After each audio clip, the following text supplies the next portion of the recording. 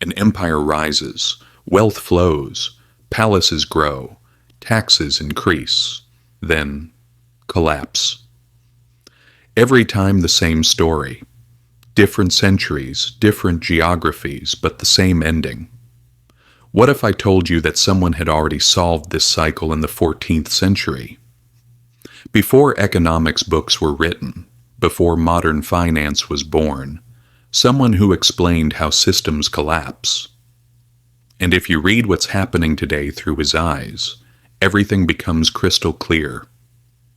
Born in Tunis in 1332, Ibn Khaldun did not sit in universities producing theories. He was inside the palaces.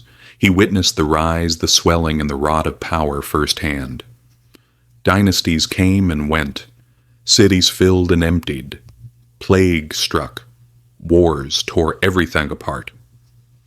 But Ibn Khaldun noticed one thing. Every collapse began the same way. Discipline turns into comfort, comfort into indulgence, indulgence into collapse. We see the same cycle in today's financial world. Startups grow, institutionalize, then bureaucratize. Innovation slows. The system is crushed under its own weight. Money does not speak. History does. And history says, this is inevitable.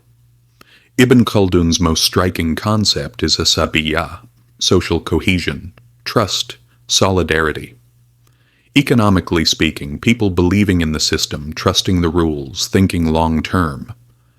When asabiyyah is strong, the economy produces. People work, invest, take risks because they believe the system is fair. Wealth arrives naturally, not because resources are abundant, but because cooperation is strong. But victory changes behavior. Elites drift away from the productive base. Bureaucrats multiply. Positions are inherited. Merit disappears. Discipline softens. Comfort is chosen over risk. Innovation slows. Exploiting becomes easier than creating. We see the same thing in modern companies. Startup culture slowly turns into corporate politics.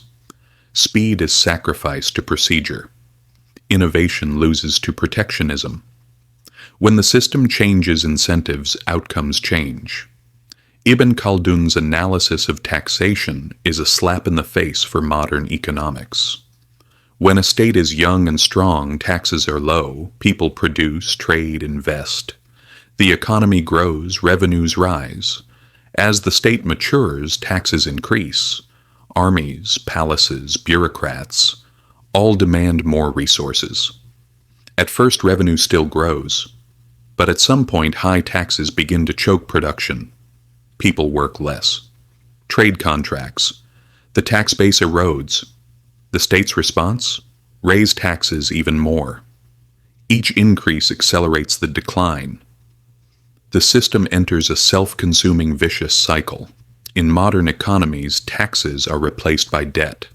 States load today's consumption onto future generations. Monetary expansion, inflation, deferred costs. But the logic is the same.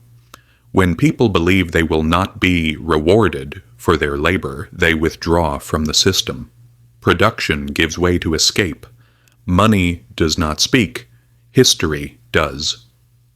And history says systems collapse when they consume their own strength, when they lose legitimacy, not authority. Ibn Khaldun observed, as states age, leaders grow accustomed to luxury. Palace spending swells. Public funds flow toward status rather than productivity. Corruption does not begin as a crime. It begins as normalization. Everyone accepts the new standard. The system does not feel broken. It feels deserved. The result? Spending grows faster than production. Taxes rise. Enforcement becomes coercive. Trust erodes. Asabiyyah weakens. The state spends more to collect less. Legitimacy cannot be replaced by force. When people stop believing in the system, participation falls. Innovation stops. Risk-taking collapses. The economy shrinks not because resources disappear, but because cooperation does. We see the same dynamic in today's institutions. As companies grow, inefficiency becomes normalized. Budgets swell, performance drops, but no one questions it because the system now works this way. Modern economies want to believe they had escaped history. We think progress is linear, permanent, cumulative. Every generation believes it has finally solved instability with better data, better policy, better institutions. But Ibn Khaldun's core insight cuts through this optimism. The cycle does not disappear as systems develop. It accelerates. Look at today's markets. In early expansion phases, growth is productive. New businesses open. Innovation spreads. Returns are tied to real output. Over time, success changes behavior. Capital concentrates. Barriers rise. Financial engineering begins to outpace real production. Wealth becomes more about position in the system than value creation. This is the modern version of Ibn Khaldun's elites disconnecting from the productive base. Asset prices rise faster than wages. Speculation overtakes production. Financial assets detach from real value. This creates an unsustainable illusion of wealth. When corrections arrive, they don't just reset prices, they test belief. Who still trusts the system? Who expects protection? Who pays the cost? These are not just financial questions, they are social ones. They are asabiyyah questions. If Ibn Khaldun saw today, he would not be surprised. Technology, speed, complexity, none of it would fool him. He would look at the same things he always did: incentives, cohesion, power. What he would see, a familiar picture. Complexity is outpacing coordination. Preserving appearances has become more important than preserving foundations. Leaders mistake temporary stability for lasting strength. This is not collapse, it is pre-collapse. The moment when systems feel both safest and most fragile, and this cycle is so resilient because it is not built on malice. It is built on normal behavior under success. Individuals respond to incentives. Institutions protect themselves. Elites rationalize extraction. Each step seems justified in isolation. But taken together, the pattern becomes obvious. Money does not speak, history does. And history says decline is not the failure of intelligence, it is the consequence of success. The forces that create wealth eventually weaken the conditions that made it possible. Ibn Khaldun did not offer personal finance advice, but his framework offers something more valuable: perspective. Understanding cycles does not make you immune to them, but changes how you interpret them. You stop mistaking peaks for permanence.